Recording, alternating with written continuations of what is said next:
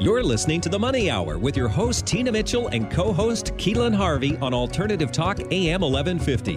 Now, back to the show with local mortgage experts, Tina Mitchell and Keelan Harvey.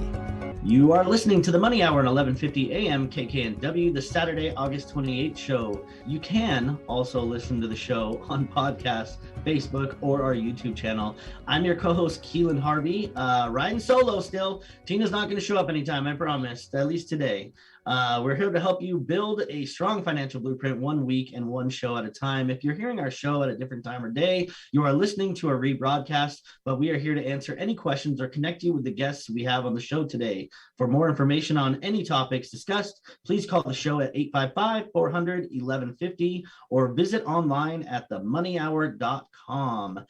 And now, in studio, Lynn Liedle of AdvantaClean of Eastside. Why mold is not a DIY project. Lynn, welcome to the show. Thank you. It's good to be here. Well, I'm glad to have you.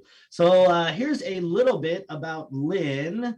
Lynn Liedle is the co-owner of AdvantaClean Eastside, which has been operating in the greater Puget Sound area since 2011. Their services are emergency water mitigation, fire mitigation, mold remediation, crawl space moisture control, HVAC cleaning, and odor control. They are client-focused, placing the needs of their customers first, even when working with insurance companies on complex coverable losses. Lynn holds a bachelor's in psychology from Gonzaga University and has built her career around a focus on customer care. Buying and growing her own AdvantaClean franchise has allowed her to put these skills to work in her meaningful vocation where she can have a positive impact on her community. I love that. That's awesome. Great spin, awesome bio. So let's talk about this. And once a long time ago, and my mom's in property management, apartments, mold is a crazy thing, especially back in the day. So this is a really interesting topic. So why can't you just bleach it? Oh my goodness. We don't have enough time, but I'm going to give you the paraphrase. So here's the quick background. When you see mold living on your drywall is made of gypsum. Gypsum is a favorite food of mold. It will just feast on that all day long. So now you come in and say, I want to get this gone, and you grab your bleach and you start scrubbing it with bleach. A store purchased bleach, your good old Clorox, whatever, is mostly water with a little bit of chlorine in it. Now, mold needs water to grow. And so you go ahead and put that on there. And what you've done is you've just fed the mold that you're trying to get rid of. So please do not use bleach. There is not an over-the-counter product that you can use for this. Mold needs three things to grow. It needs a food source. It needs a temperature that actually ranges from the 40s on up to the low hundreds. So pretty much anything here in the Pacific Northwest. Yeah. And it needs water. We have a lot of water in the Pacific Northwest, and we have plenty of food source. Yeah, and I mean, spot on, because that's what we've been told since we were kids. You just got to bleach it all and it'll be good, you know? And yeah, that's really good to know. Did you hear that, listeners? No bleach, it's bad. Why do you have to take out your drywall? I know a lot of times if it's bad, or probably maybe even in general, you got to cut it all out. Why do you need to do that? So, as I said, drywall is made of gypsum. And in order to properly remediate mold, you need to remove it. There are some surfaces that mold can be removed from. Drywall is not one of them. Once it starts going through, it's going to penetrate all the way into the drywall. And there is no product out there that is going to get in. And even if you thought you might be able to kill the mold spores, you're still going to have mold spores present.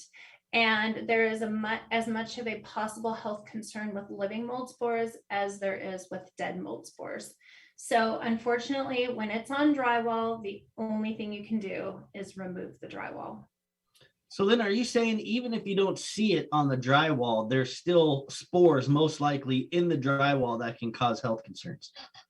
It can be. There are times when a water intrusion is going through your walls. Perhaps you've Mm-hmm. had a leak from, top to bottom. Mm-hmm. We have had plenty of occurrences where we measure the drywall for its dampness. And if that drywall is reading wet, we'll do a little test cut and remove. And it's not unusual that the mold is all visibly present on the back of the drywall. So you may not have seen it on the front of the drywall, but it's still there on the back of the drywall.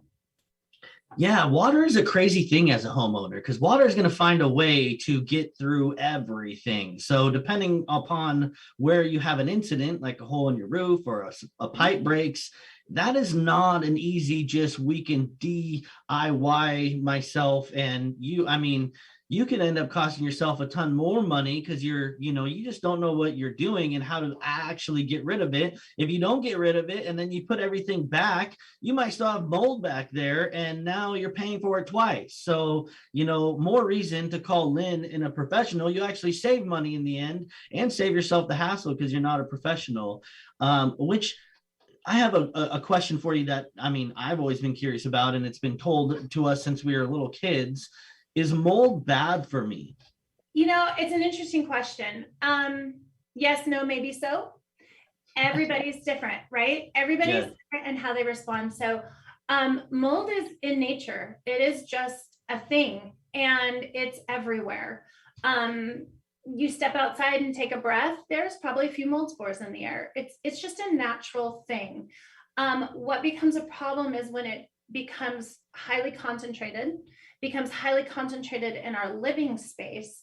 Some people are more sensitive than others. There's many, many, many types of mold out there. So there could be some sensitivity that you have to one type and not another. So there's a lot of question marks around that. Mm-hmm. The other problem with mold is it will damage your home, your business.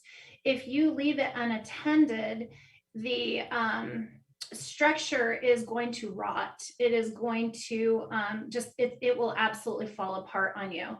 So mold remediation is done for two purposes. One is for the health purpose, but the second purpose is also for the safety and the structure of your investment, your property.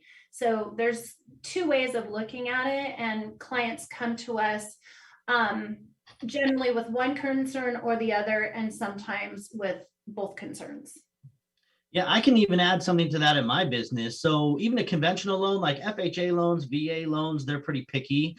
Conventional loans are not picky, but if they see water damage or mold, it is no bueno. You won't get any financing in that. It's because they don't want to invest their money. We're not going to let you borrow $500,000 because they know how dangerous it is to the structure of the home, not even necessarily your health. If it's not remedied, it will destroy your home. So that's such a big, important point.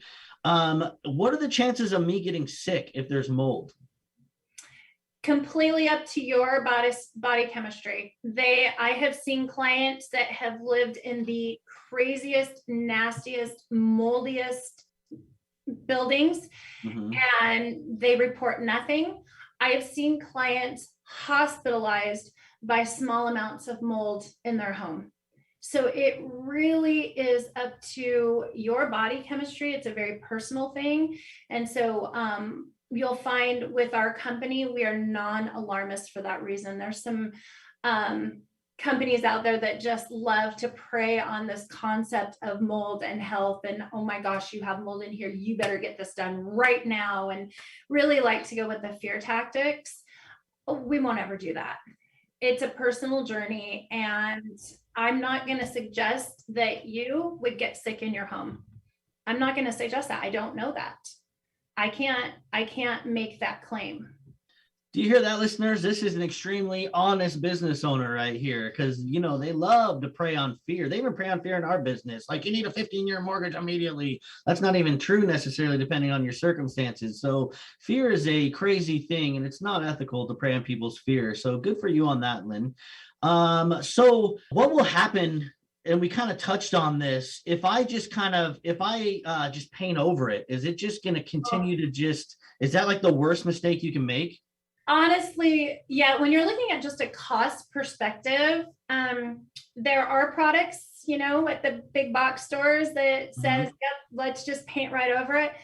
Again, you haven't killed it. It still has a food source. So let's say you paint over the front and you don't see it now, but let's say there was water damage behind that wall and it's still wet. That mold is still growing and it's very happy and it's spreading. And I've seen it. It ends up pushing its way through the paint, the encapsulant, whatever you're using, that starts cracking and pushing its way through.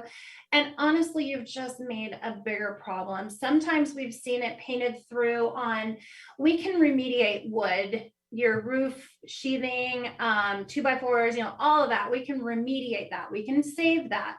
But when people paint over that, your bid just shot way up because now we have to come in and sand it all down to get to the wood to remediate. So, and the process of mold remediation is very specific. You do not want to take any shortcuts. That's why you do not want to do it yourself.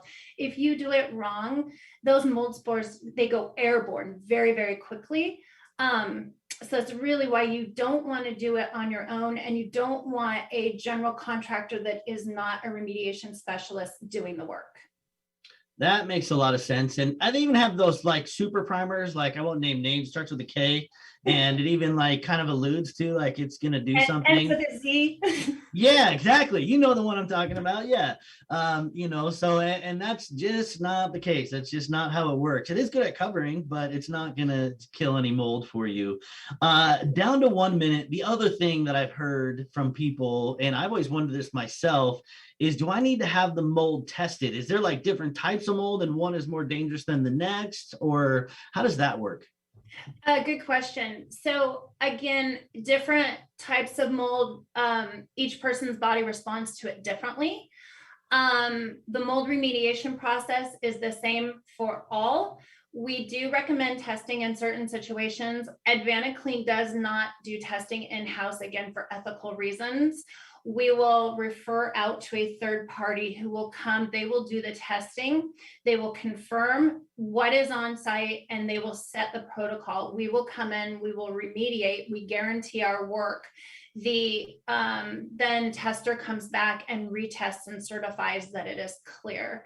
So testing is a fantastic tool, and where health concerns lay, we almost always recommend testing. Yeah, I mean, you're not a lab, right? So that makes a lot of sense on why you take that on. You got to focus on what you do to remediate it, not identify it, which is a whole different process. Right. Well, Lynn, thank you so much for being on our show. And in fact, I would like to thank both of our guests, Lynn and Kay, for being here today and sharing with our listeners.